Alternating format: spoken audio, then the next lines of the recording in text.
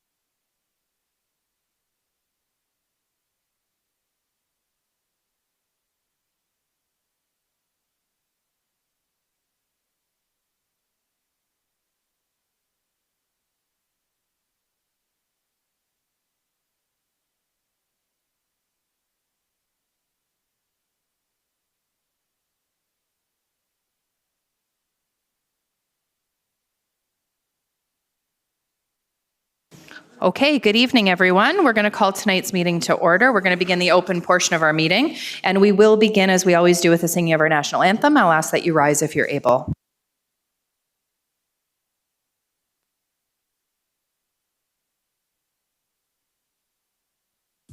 O Canada, our home and native land, true patriot love in all of us command. With glowing hearts we see thee rise, the true north strong and free. From far and wide, O Canada, we stand on guard for thee. God keep our land glorious and free. O Canada, we stand on guard for thee. O Canada, we stand on guard for thee.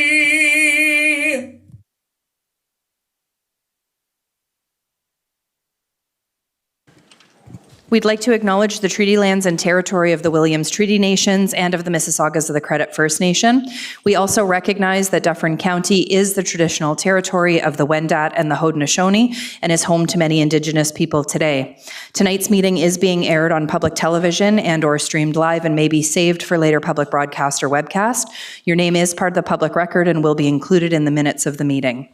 Any member of the public who's connecting via telephone is reminded to press *9 to raise their hand and indicate their intention to speak, and to dial *6 to mute and unmute when called upon during the appropriate portions of the meeting. Earlier, ahead of our open session, we did have a closed session, and the Risen report coming out of that closed session is that the closed meeting minutes from January 26, 2026 be approved, and that confidential report from the CAO be received, and that staff proceed as directed. Can I have a mover and a seconder, please? Councillor Stevens and Councillor McIntosh, all in favor, and that is carried.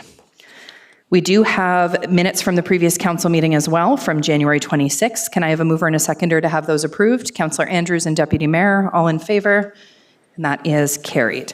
We'll now move into open forum, where Orangeville residents have the opportunity to present their views or pose their questions to council on any subject within council's jurisdiction for a maximum of 3 minutes, provided they've not previously addressed on the same topic before council within the last 3 months. If there's any residents connecting via telephone, you're reminded to press *9 to indicate your intention to speak. Was there anybody on the line? We do have one person virtually, but they have not made any indication of speaking. Okay. And was there anybody in the gallery who wished to speak? Come on up, Tammy.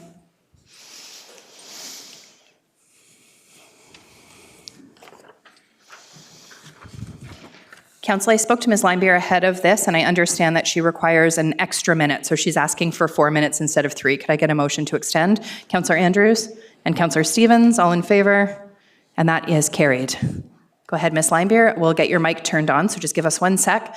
And congratulations on now being an Orangeville resident. We're happy that you're here. There you go. Mic is on. Floor is yours. Good evening. Tamara Linebeer, 8 Feed Street. Madam Mayor, councillors, town staff, and members of the gallery. Tenacious Tammy. I kind of like the sound of that. I intend to keep a firm grasp on the town's responsibility for bringing the Accessibility for Ontarians with Disabilities Act up to date. That in 2005, that's 21 years ago, became an Ontario law mandating that public and private sector organizations identify, prevent, and remove barriers for people with disabilities. So I'm here again. The last time, 364 days ago, I wasn't welcomed by a councillor. Another councillor commented after my delegation that he wondered if I was happy that I got my 3 minutes of fame. And he told me I could email my concerns to him and he would look into them. But when I asked for a return email, he responded with, and I quote, "I see your emails. Some need a response, some not so much." Other staff email back, but not actually answer my question. and close their email with, again, I quote, "Trusting that this closes the loop on your query and that you have the information you need to pursue this matter at your discretion." What does that even mean? Now, I don't want to paint everybody with the same brush. The town of Orangeville has some amazing counselors and staff. And when my voice goes unheard, Mayor Post has always stepped up to listen and to delegate to the appropriate staff. Thank you, Mayor Post. There's a saying that the disability community has, "Nothing about us without us." Today, I'd like to address the Access Orangeville Committee's terms of reference. It is that time of year again when municipalities have to review their Accessibility Advisory Committee's terms of reference. I would like to know if your Access Orangeville Committee are participating and providing their input while reviewing the terms of reference. I would encourage you to compare Orangeville's terms of reference to other nearby municipalities. Orangeville's terms of reference contain incomplete sentences copied from the AODA and are difficult to interpret or could be interpreted in different ways. It is also legislative law that your Accessibility Advisory Committee review site plans. This is not done very often. This is a problem because the building department has not adhered to the Integrative Accessibility Standards, or the AODA. Why is it a problem? It's a problem because public buildings are being built without proper accessible parking, with access aisles and signage, proper widths for sidewalks, or proper curb ramps. Requesting better accessibility in a world is not unreasonable. Expecting seniors and disabled people to just accept an inaccessibility and having to navigate a world of constant barriers is, however, extremely unreasonable. We are all just one accident or illness away from becoming disabled. If I want to enjoy life, I have to push myself. That's it. I could make excuses all day long why I can't do something, but what's the fun in that? So I adapt, I overcome these challenges. I have to think outside the box and do what I have to do to accomplish my goals. Not all seniors or people with disabilities have that option. That's why I'm here, to advocate for seniors and people with disabilities so they can leave their homes and enjoy life just like everybody else. My question this evening to the town of Orangeville is, although the town of Orangeville's municipal recreation centers were built prior to the 2005 legislative law, that's 21 years have passed, when will the town put in AODA compliant disability parking spots with access aisles that will accommodate a wheelchair van? I know there are plans, but I'd like to know when, please. And how are you going to accommodate wheelchair van parking right now until those changes are made? That's my question. Thank you. Thank you very much, Ms. Linebeer, for being here tonight. And thank you for all your comments. And I do have to say, I always appreciate what a strong advocate for accessibility you are. And I appreciate you always sharing your lived experience and the things that you're seeing across our community. There are things that I wouldn't recognize because I am able-bodied and I wouldn't recognize that it's a challenge. So I appreciate you always bringing those to my attention in such a respectful way. I also appreciate your comments on the terms of reference for Access Orangeville. And I will maybe turn that over to Madam Clerk first. Yes, with this being an election year, our terms of reference will be reviewed by the new committees once they are formed after the new term. So we won't be conducting a review of terms of reference for any of our committees until after the election has concluded. Thank you, Madam Clerk. And then with regards to the parking, I see Heather's nodding. Okay, Ms. Savage, I'll turn it over to you.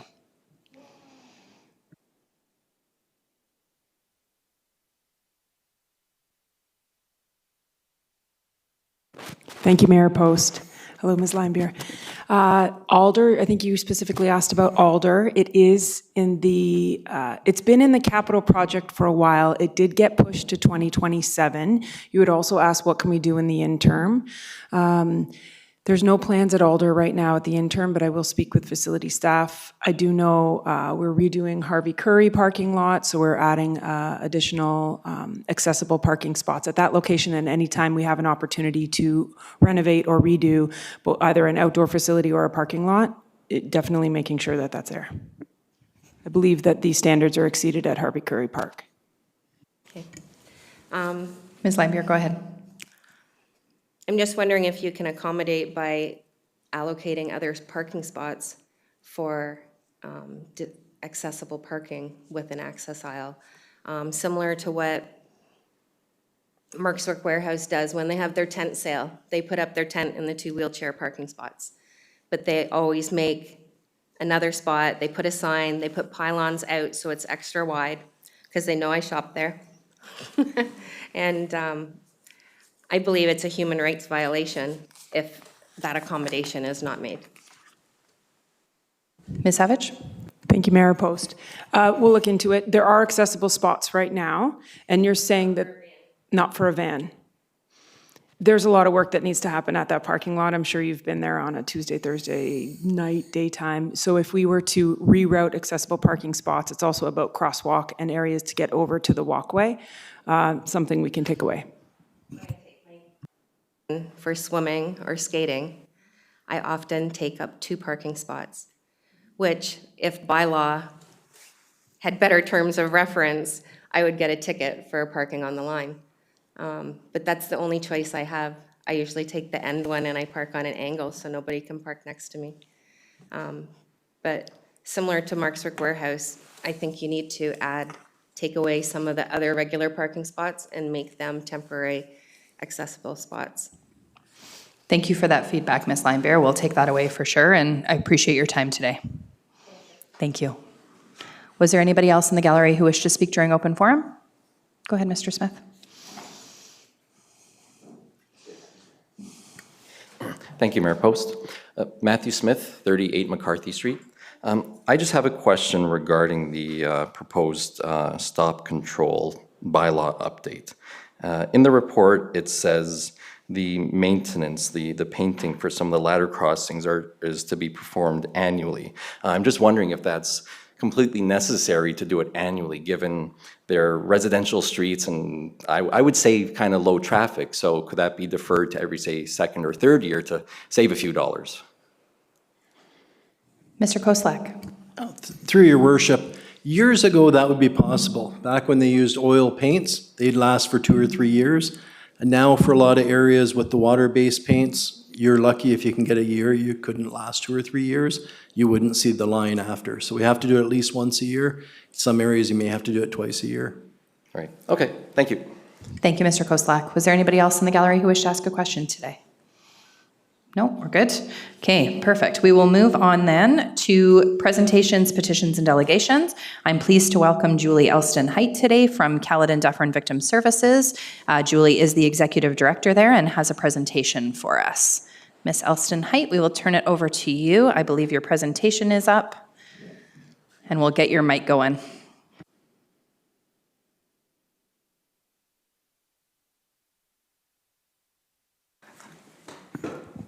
Thank you.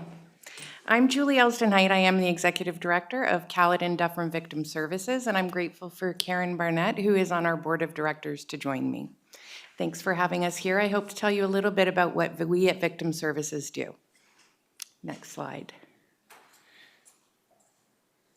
So we serve Dufferin County and Caledon separately and together. We offer services for people who have experienced crime, violence, or tragedy. 90% of our referrals come through the police. However, individuals and community members, emergency services, and community agencies can all refer to us. There does not need to be any sort of police or criminal charge associated at all. It can just be the feeling of somebody experiencing something and needing support. What we do then is offer safety, support, information, and referrals. Next slide. We're a tiny little team, but we make a big impact. So currently we have 3 full-time staff. We have 4 part-time staff, but the impressive part about us is our number of volunteers. We have people dispatching for us 4 nights a week. We have crisis responders, 55 of them, who are on call 24/7 to support others. And we have a fantastic board of directors who volunteer their time, and we have 1 student currently. We run on a volunteer model. It's very important for everybody to know we are not on sustainable funding through any government funds. We have to apply for any and every dollar that we get to serve our community.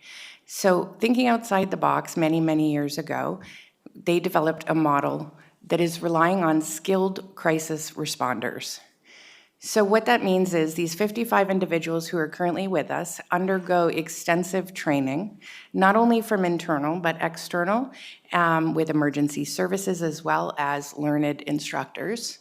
They then shadow experienced responders, and they do a practicum time period until they're deemed capable of working on their own. They will then be on call 24/7, including nights, weekends, and holidays. We're dispatched again through emergency services and police 90% of the time. And we will go on scene with emergency services if it's appropriate. So in major catastrophes, we're there. We also work follow-up with people on the telephone or in person if they would like. So if you think about the way life used to be, we were all very connected in our community. We knew our neighbors, we knew the people on the other side of the neighbors. We're those kind of supports for others, not just crime. So this model is sustainable because we're not able to get the funding we actually need. Thank goodness this volunteer model is working. And we really want Orangeville to know about it. It's low cost. We have created a wonderful opportunity not only for those we serve, but hopefully, I think our volunteers would agree, that we've created a community where they feel like we're family and that we're accepted and that we appreciate one another. Our longest serving volunteer right now, I believe, has been with us for 27 years, which I think is just incredible. Through this, these volunteers not only have connection and meaning within their communities, but they get educational opportunities throughout. Again, it's that strong retention of our volunteers that we're so grateful for. I just wanted to give a snapshot of what we're dealing with in Dufferin County and Caledon combined, which includes Orangeville. So the dark blue represents the statistics from all of last year, and the light blue are the statistics for the first 6 months of this year. So as you can see, the number of intimate partner violence is far more than half of what we had last year. Our statistics are going through the roof.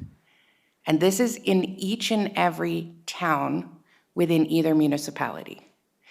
So if you look at new clients served, last year, 1,549 clients were served, yet in Q1 of this year, we'd already served 1,039 people. So these numbers are going off the chart. Our funding is not increasing.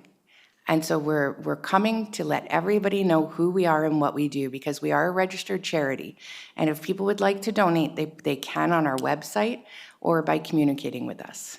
So again, for Q1 and Q2, we're up on average a 33% increase. Why do we matter here? Other than emergency services, who else will go out on the road for people 24/7 without question? It's us. People don't even know we exist, and we're going out there. So we show up when people are at their most vulnerable. We provide that human support. It allows the police to do the police work. We do the people work. And that is a form of comfort. For these people who are experiencing this tragedy, the police leave, and then what? Well, then they have us. We help them to understand the process, what might happen, what will happen, and we become that trusted knowledge source for them. We also make connections. So we do safety screening with people. We make safety plans with people. We help implement safety measures. And then we follow up. We connect them to community agencies, to therapeutic services if they need it. We're basically that connection point where hopefully we're aware of all programs and services available in the area so that we can help a person get the help they need. I'm going to pause you for just a second. Can I get a motion to extend our time? Councillor Stevens and Councillor McIntosh, all in favor? And that's carried. Sorry, Julie, go ahead. My apologies. So I guess the biggest thing I'll just say, nobody knows what victim services are. We're in the background, and we've been doing this job for almost 30 years. This is our 30th year coming up. It's really important to us, to the board, to the volunteers, and to my staff that people understand who we are as the need for us rises. And it's important to understand that we're the people who continue after that traumatic event to help the people feel restabilized and get the support they need. And that's it for me. I've got a couple of questions. Thank you so much. We'll start with Deputy Mayor Taylor. Your mic's on. Just excited to beat Councillor Andrews into the into the thing. Julie, thank you so much for that.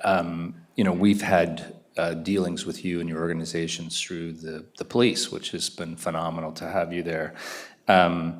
Whenever there's something that the Police Services Board is involved in, one of the first things I say is, have you contacted Victim Services? And lots of times they don't know about what Victim Services does. But your quote, I love your quote about what the police do, and the police do exceptional things. It's so wide now what they do. They don't just catch the bad guy, right? They're looking after us in many ways. And then you do the people work. I love that. I love that line, the way you described it. Anyway, if you're involved in a traumatic experience, and it could be a robbery, it could be an assault, any of these things, and you had the list there of other terrible things, lots of times you don't realize until afterwards that you need to speak to someone and sort this through, and that's exactly what Victim Services does. And I just applaud the work that you do. And if I could, just one other personal story. Over the weekend, a friend of mine in the London area is considering joining the Victim Services Board. And I said, oh, how interesting. Here's my council presentation. It's an open thing. Here's a presentation on it you can see. So anyway, there's good work being done all over the province, and kudos to you for being here. And hopefully people hear that call about supporting you.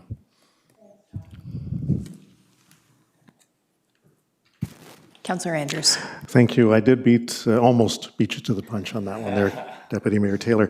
Julie, and thank you very much both for being here, and a happy birthday again to you. Very quickly, connection between your organization and MCERT. Is there a connection? So MCERT arrives on scene for issues involving any kind of mental health where police are called. What we find a lot of the time is, MCERT can do the safety planning, MCERT can connect people to immediate services. They will call us.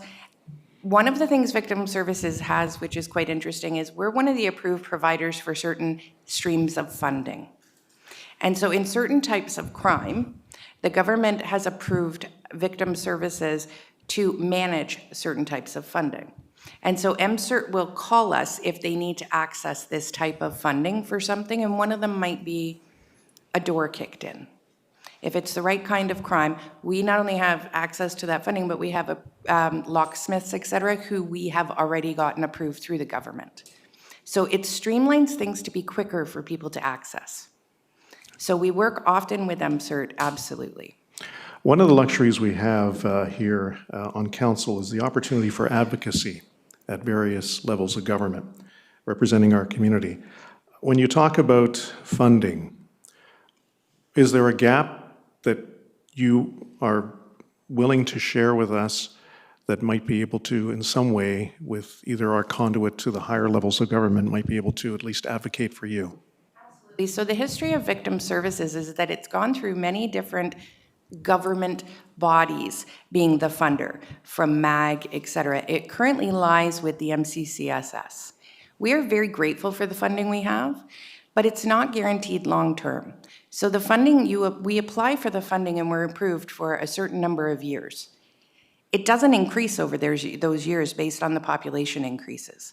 So for example, in our areas, the population has exploded, for example, in the past 3 years.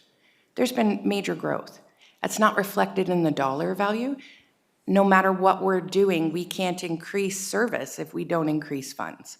So if we could per capita have it based on the actual growth need, that would be like just miraculous. But I just don't see that happening anytime soon.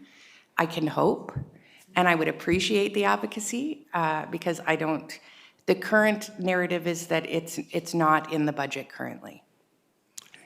Thank you. That's all I have, Mayor Post. Thank you. Was there any other questions from members of council? I don't see anybody lined up. We're good. Thank you so much for being here today, both of you. We appreciate your time. Thanks. We have no staff or consultant presentations, so we're going to move straight into the consent agenda. The following items have been compiled under the consent agenda to facilitate a single vote for council consideration. Council may remove any item from the consent agenda for individual consideration. Councillor Andrews. Yes, through you, Your Worship, I have two very quickly. 13.1.2, update on the traffic bylaw stop controls, and 13.1.4, the CIP annual performance plan. Thank you, Councillor Andrews. Was there any other items that any councillor would like to remove from consent? Okay, the recommendation then is that all consent agenda items for the current council meeting listed under 13.1 staff reports, 13.2 correspondence, and 13.3 board minutes be received or approved as presented, with the exception of the items removed for individual consideration, which include 13.1.2 and 13.1.4. Can I have a mover and a seconder, please? Councillor Stevens and Councillor McIntosh, all in favor? And that is carried. Next up then, we do have the update to the traffic bylaw, the addition of stop controls, which is INS 2026-005. The recommendation is that that report be received and that the stop controls are recommended in this report be installed or altered as described, and that traffic management and parking bylaw 2025-065, be updated to reflect the recommendations made in this report. Can I have a mover and a seconder to get it on the floor? Councillor Stevens and Councillor Andrews, and I will turn it over to Councillor Andrews for your comments. Thank you, and that's exactly what they are, Your Worship, more of a commentary than questions. I do want to thank staff for the report itself. Long overdue, and again, I want to thank Mr. Deleuze for his kind responses to some of the questions that I posed. No doubt Council may have had some questions to you as well. The one area in particular that I wanted to highlight is, in fact, across from Tony Rose, ODSS. For those of us who've either had kids who have gone to ODSS or have tried to get into that location at the best of times, long overdue to have a three-way stop there. I think it will end up providing opportunities not only for safety mitigation, but also traffic mitigation in the proper way. And again, that's all I have to say, but it is long overdue and a great report again. Was there any other questions or comments on that one? Deputy Mayor? Just really quickly, this started quite a while ago because residents in the area advocated to have some changes made. And with anything in any area, it's just so rewarding when people actually reach out and want to engage and try and make change. And look what's going to happen. So just wanted to make that point. Thank you, Deputy Mayor. Any other questions or comments? I just wanted to add that I appreciate Tony and the team coming to the Mayor's Youth Advisory Committee as well. The ones near ODSS were run past the Mayor's Youth Advisory, who had raised several concerns about pedestrian crossing in that area. And this is the first step of a few to enhance the safety in that area. So appreciate all the work that you're doing. We do have a mover and a seconder for the report on the floor. Can I have, I'll call the vote then. All in favor? And that is carried. Next, we have the Community Improvement Plan. The recommendation is that report INS 2026-007, the Community Improvement Plan 2025 Annual Performance Report, be received. Can I get a mover and a seconder to get that on the floor? Deputy Mayor and Councillor Andrews, and I will turn it over to Councillor Andrews. And again, through your worship, commentary versus questions. I am, again, appreciative of the report itself, provides some definite details. And again, I want to thank Mr. Ward and his team. And also, I noticed one of the members also of the committee, thank you for your leadership and support in this, who's in the gallery. This has benefited a number of businesses from an economic development perspective. But what I did want to do is just publicly highlight the fact that I know that Deputy Mayor Taylor and I, in our previous council meeting, as we have shared, wanting to keep this on the radar, the opportunity for other opportunities of incentives under the CIP. And especially when we take a look at something that was very close to my file, which was the Affordable Housing Task Force. We had spoken about this during the budgetary process. I just want to make sure that, at least from a record point of view, it is still on the radar. And hopefully as we proceed through, be that the next term of council, whoever is here, it's considered from a budgetary perspective. Okay, thank you. Thank you, Councillor Andrews. Any other questions there? No, we will call the vote then. All in favor? And that is carried. There was no notices of motion submitted prior to the meeting. Was there any notices of motion here tonight? Not seeing any. We'll move into announcements. Any announcements? Councillor Andrews. Thank you very much, Your Worship. I actually have two announcements, and then I will also highlight something that from a protocol perspective, I have to process through you. So 2 announcements. Congratulations to the NPHL Orangeville Blitz hockey team for officially qualifying to the inaugural Outlaw Cup Championship in Ottawa, which takes place April 24th to May 1st. They'll be among the best teams playing in Ontario. Kudos to the team owner, Marco Muntz, Terry Shepard, and the coaching staff. They actually begin their playoff run this Friday, February 13th at the Alder Complex. Congratulations to them. Okay, I guess we can all applaud them. Yeah, why not? Great hockey team. And privileged with Mayor Post on Friday, we had a proclamation recognizing Black History Month. Mayor Post and I, as well as members from the Dufferin County Canadian Black Association, the DCCBA, raised the flag outside of Town Hall.